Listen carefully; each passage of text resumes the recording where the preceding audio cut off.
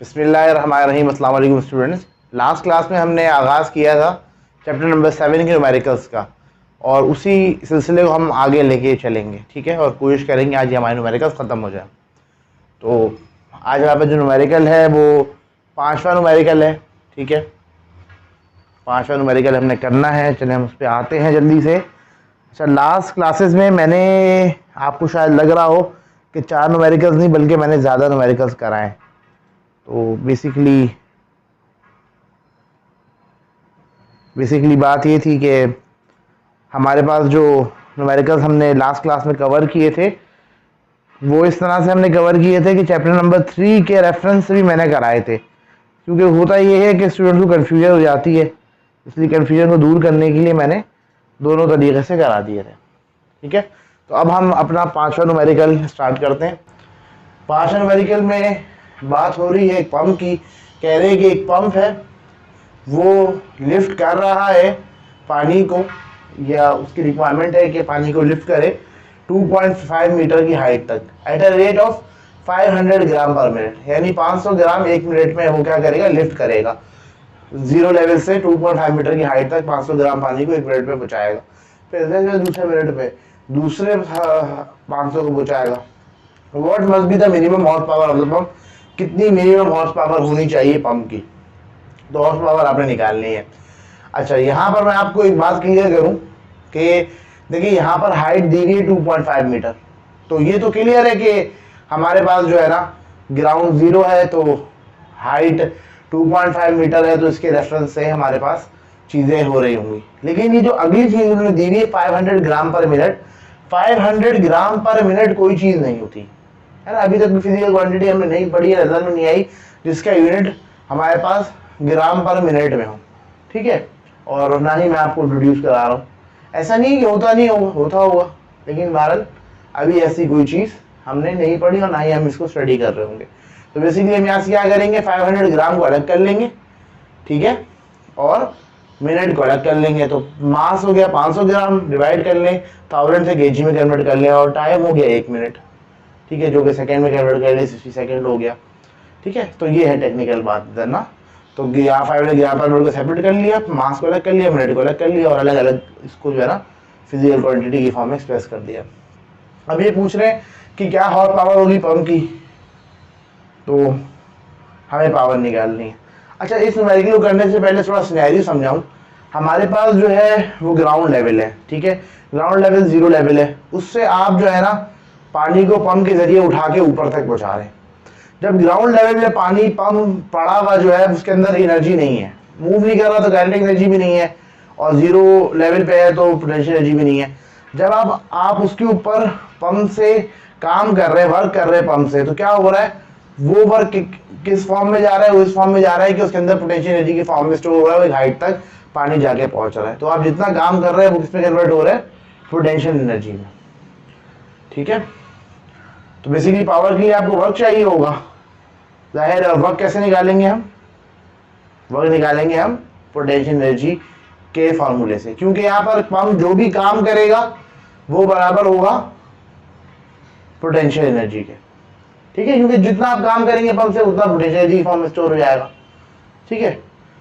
तो इधर जो हमारे पास दो पॉइंट्स है उनके दरमियान जो चीज थी 0 और 2.5, उसमें ये हुआ क्या है, पंप ने काम किया, और पंप के काम करने से पानी हाइट पे पहुंच गया, हाइट पे पहुंच गया मतलब पोटेंशियल एनर्जी स्टोर हो गई है।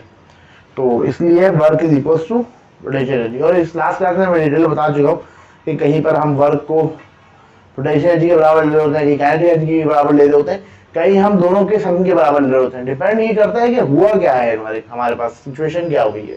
तो यहाँ पर जो वर्क हुआ है वो पोटेंशियल एनर्जी को इंक्रीज करने के फॉर्म में हुआ है, तो इसलिए तो हम उसको ऐसे ले रहे हैं। मास रख लें, जी रख लें, एच रख लें, ठीक है। तो आपके पास आ जाएगी पावर जो कि वॉट में है। वॉट से अगर आपने हॉर्स पावर में जाना है तो आपने इसको डिवाइड करना पड़ेगा 746 से, इसको डिवाइड कर लिया 746 से, तो ये हॉर्स पावर में कन्वर्ट हो जाएगा। तो ये हॉर्स पावर में आ गया।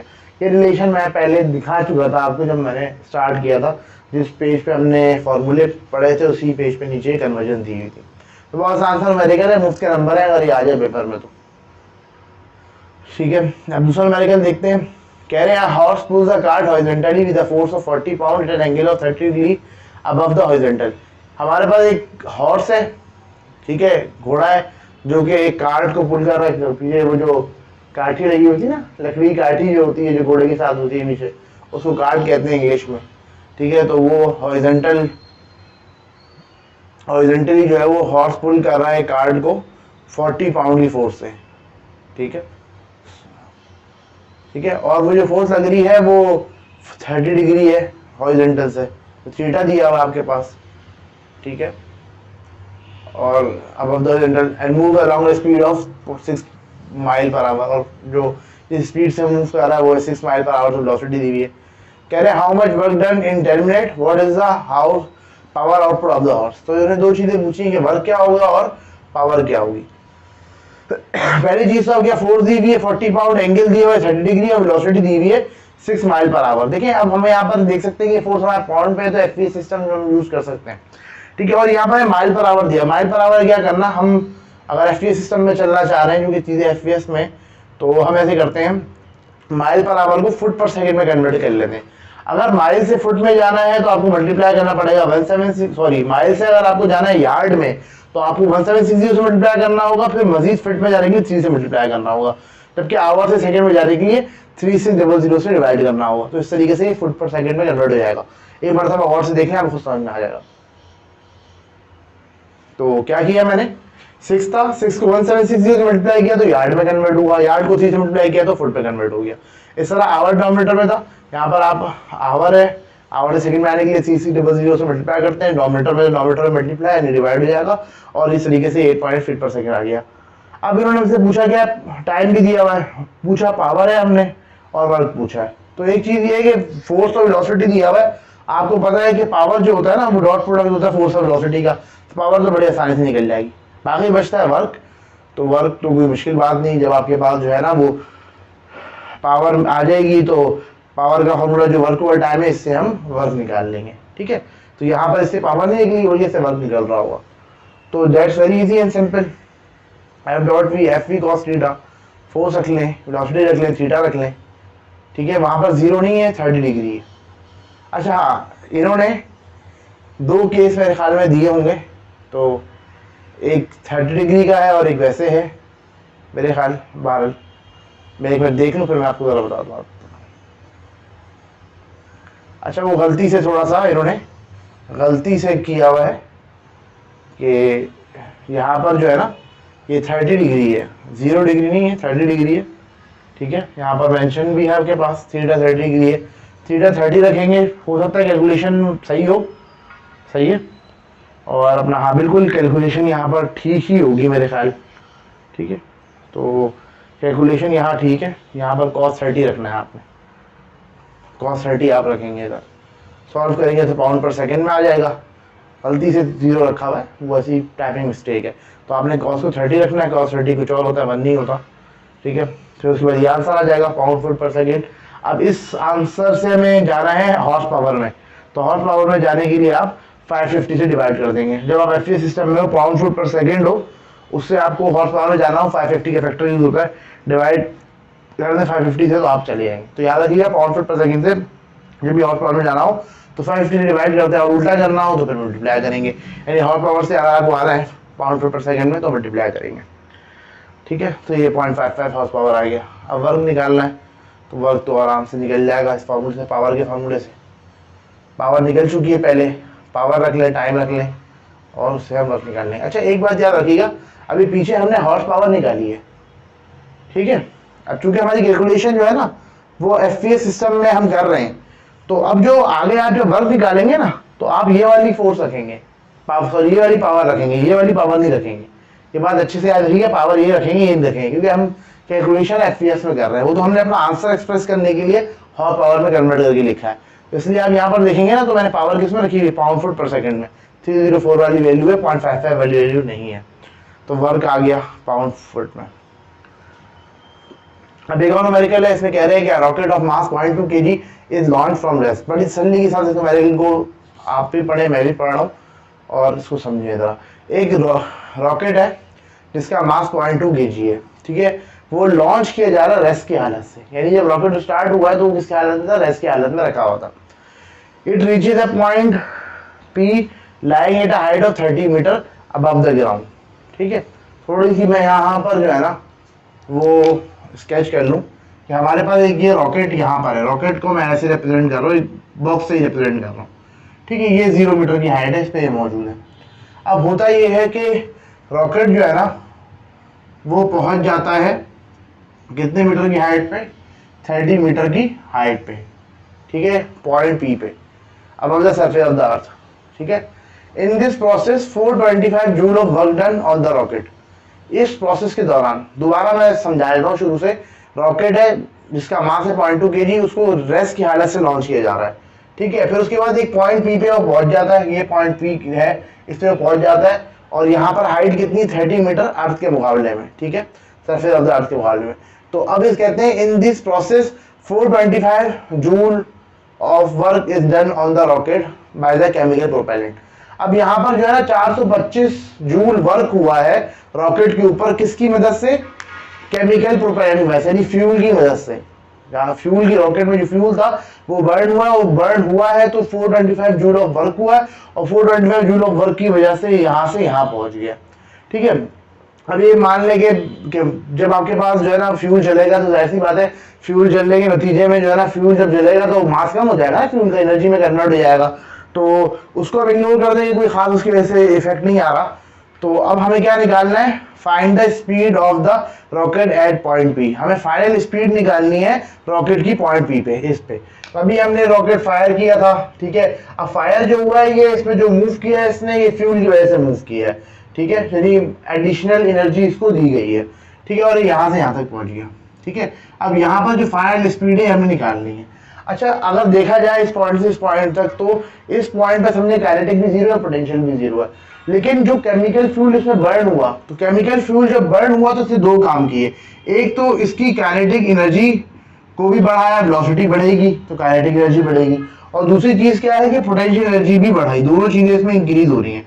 पहले कुछ केस ऐसे होते थे काइनेटिक पोटेंशियल या पोटेंशियल काइनेटिक में कन्वर्ट हो रही होती थी, आज वो केस नहीं। आज बल्कि एनर्जी का सोर्स क्या है, एनर्जी का सोर्स ये है कि हमारे पास रॉकेट में जो फ्यूल है या जो केमिकल है वो बर्न हुआ, उससे एनर्जी आई है। जब उससे एनर्जी आई है तो इसमें पोटेंशियल में भी गेन आया, काइनेटिक एनर्जी में भी गेन आया। तो यहाँ पर हमारे पास जो वर्क होगा यहाँ पर वो यूटिलाइज होगा काइनेटिक एनर्जी को भी इंक्रीज करने में और पोटेंशियल एनर्जी को भी इंक्रीज करने में। अभी हमें क्या निकालना है, फाइनल स्पीड निकालनी है। तो कोई मसला नहीं, डेटा लिखते हैं, आज से शुरू करते हैं, हमारी मंजिल तक हम पहुंच ही जाएंगे।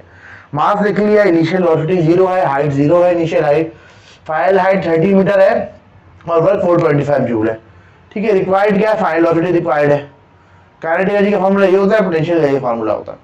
अब अगर हम देखें तो ये यहाँ से यहाँ तक पहुँचने में, एक हाइट तक 30 मीटर की हाइट तक पहुँचने में हमारे पास, अगर हम कंजर्वेशन ऑफ एनर्जी लगाएंगे तो वर्क जो हो रहा है वो बराबर होगा गेन जो आया काइनेटिक में और पोटेंशियल एनर्जी में जो गेन आया। जो हमारा वर्क हो रहा है उसकी एनर्जी में, काइनेटिक एनर्जी में भी गेन आ रहा है, बढ़ रही है, पोटेंशियल एनर्जी में भी गेन आ रहा है। तो यहाँ पर उन दोनों का सम करेंगे तो हमारा वर्क आएगा। ठीक है, यहाँ पर कोई ऐसा केस नहीं है कि काइनेटिक पोटेंशियल में कन्वर्ट हो रही है, पोटेंशियल काइनेटिक में कन्वर्ट हो रही हो, या वर्क सिर्फ काइनेटिक एनर्जी इंक्रीज कर रहा हो या वर्क सिर्फ पोटेंशियल एनर्जी इंक्रीज कर रहा हो। जैसे कि पंप का केस था, वहां पर सिर्फ पोटेंशियल एनर्जी इंक्रीज कर रहा था पंप।